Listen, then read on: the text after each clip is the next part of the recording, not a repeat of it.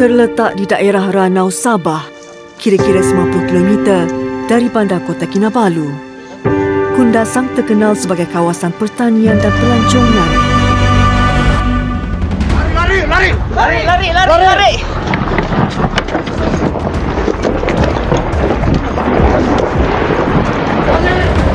Visual yang anda saksikan tadi adalah antara sebahagian paparan detik cemas yang dirakam ketika gempa berukuran 5.9 pada skala Richter menggegarkan Ranau dan kawasan sekitarnya.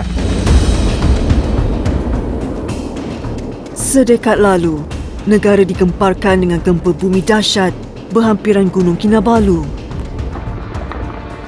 Peristiwa ini meragut 19 nyawa dan banyak infrastruktur hancur akibat amukan alam. Fenomena ini juga menyebabkan perubahan fizikal muka bumi dari retakan cerun hingga pecahan batuan di puncak gunung.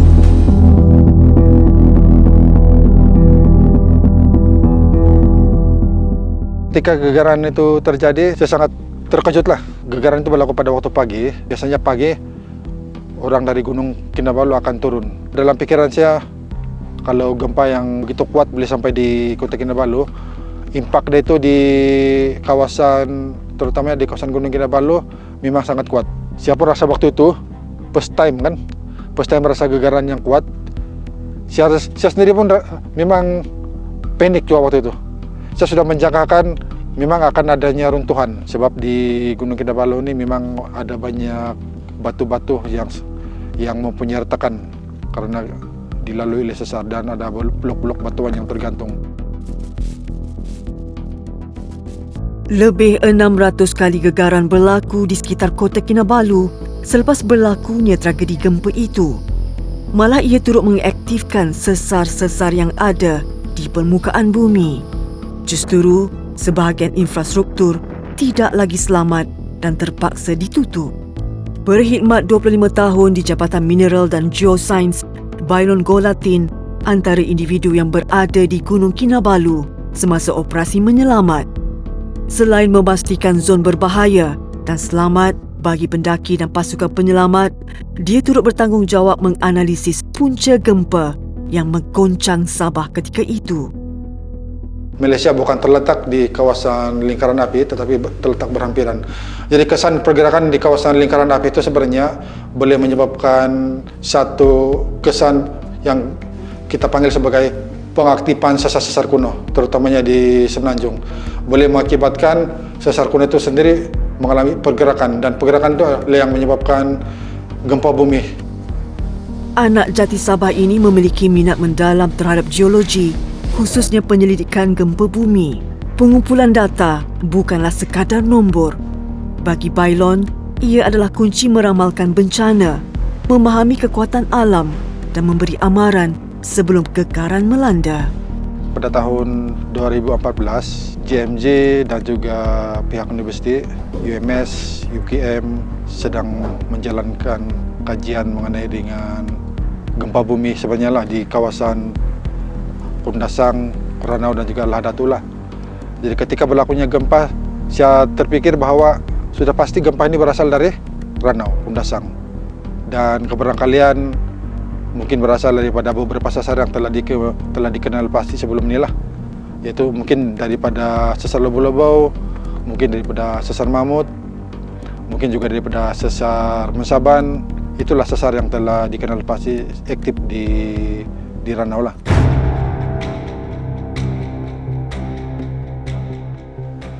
Garis sesar Lobo-Lobo terletak di kawasan ini, iaitu di sepanjang kampung Indah Permai, Mesilau dan Cinta Mata.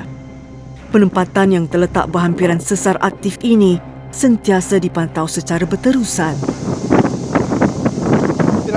Kita mau ambil dia punya tinggi. Kajian geologi diperlukan bagi memahami pergerakan kerak bumi dan merancang langkah-langkah mitigasi yang sesuai bagi mengurangkan risiko kepada penduduk dan infrastruktur. Sepanjang Kampung Lembah Permai ini adalah merupakan satu zon sesar aktif yang dilintasi oleh sesar Lobo-Lobo yang mempunyai orientasi lebih kurang 20 darjah. Daripada kesan gempa bumi tersebut telah menyebabkan sesar-sesar lain yang berhampiran juga mengalami pengaktifan dan kesannya sehingga kini kita dapat perhatikan banyak kesan-kesan gempa bumi di sini, yaitu kerusakan jalan raya, kerusakan pada rumah, dan juga menyebabkan berlakunya gempa bumi ataupun kejadian aktiviti seismik yang sentiasa berlaku setiap tahun. Setiap rekahan ini membisikkan rahsia bumi, jejak sesar lobau-lobau amaran alam yang tidak pernah berhenti, sentiasa bergerak dan berubah. Batu-batu yang mempunyai pecahan-pecahan kecil seperti batu-batu grabol, tapi dia bersudut tajam. Demi sudut-sudut yang tajam menunjukkan bahwa pergerakan dia adalah secara in situ. Jadi ini adalah kesan sesar lobau-lobau yang bergerak secara aktif dari masa ke semasa. Boleh nampak kesan bergelombang dan di hujung sana adalah merupakan jalan raya yang telah bergerak. Di mana asal jalan raya ini dari dulu adalah sebenarnya di sini, dia lurus. Dia lurus, tapi sekarang jalan raya ini sudah kita nampak dia melengkok ke bawah sebab disebabkan oleh kesan gelinciran tanah di sini.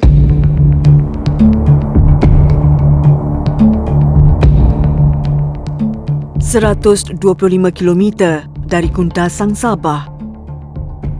Kampung Sarapung, Penampang, antara lokasi yang mengalami banjir dan runtuhan pada September lalu. Justru runtuhan ini turut menumbangkan menara penghantaran talian Kolopis Segaliut, mengakibatkan bekalan terputus di 6 daerah pantai timur Sabah. Hari ini, kerja-kerja pemulihan menara sementara talian kedua masih dijalankan. Ketika misi ini berjalan, pasukan talian hidup SESP perlu bekerja dalam keadaan talian masih bertenaga. Selain daripada insiden ini, sebenarnya kami juga melihat banyak orang yang terkesan, termasuk juga anggota kerja kami yang berada di tapak ini. So, kami boleh merasai dorang punya kesusahan dalam keadaan kita dilanda bencana alam tanpa elektrik. Memang itu adalah satu cabaran utama. Itu menguatkan semangat kami untuk sedaya upaya memulihkan bekalan ini secepat mungkin.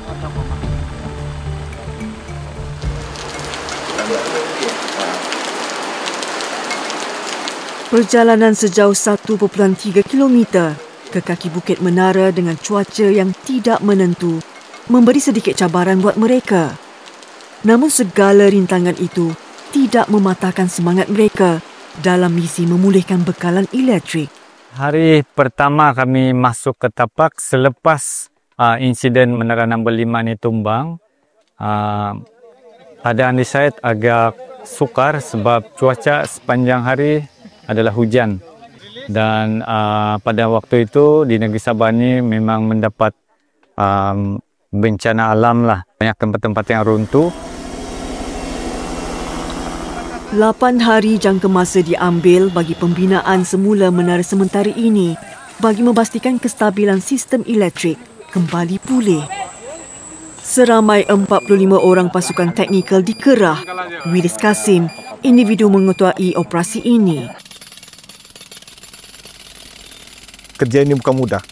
Kerja ini memerlukan ketelitian dan keselamatan. Sebab kita bekerja dalam keadaan licin, hujan kan. So alhamdulillah persepsi masyarakat pada awal tu memang marah, mereka terjejas. Tapi sedikit demi sedikit bila kita sentiasa update kita punya laporan dari tapak, jadi pengguna lebih memahami.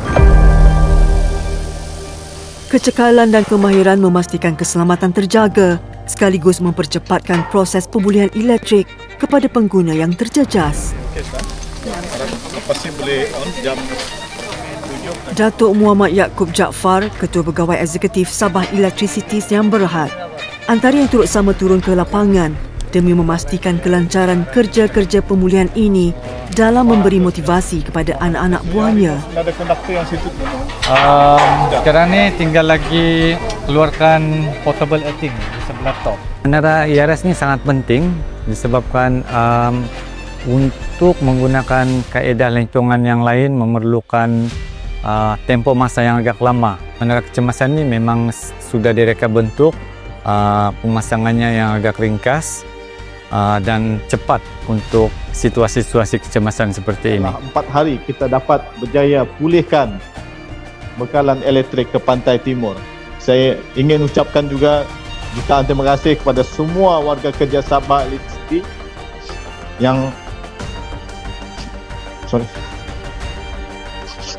Di sebalik perjuangan memulihkan bekalan elektrik, ada yang terkorban dihanyut arus deras ketika menjalankan tugas.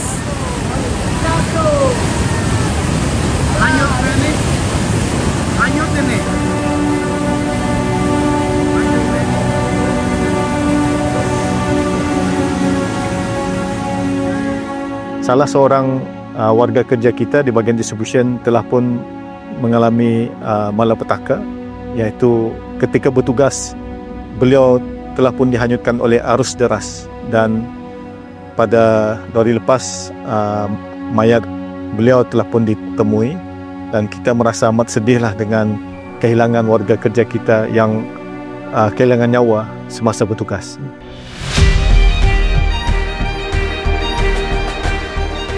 Perjuangan masih belum selesai. Talian kedua bakal dipulihkan.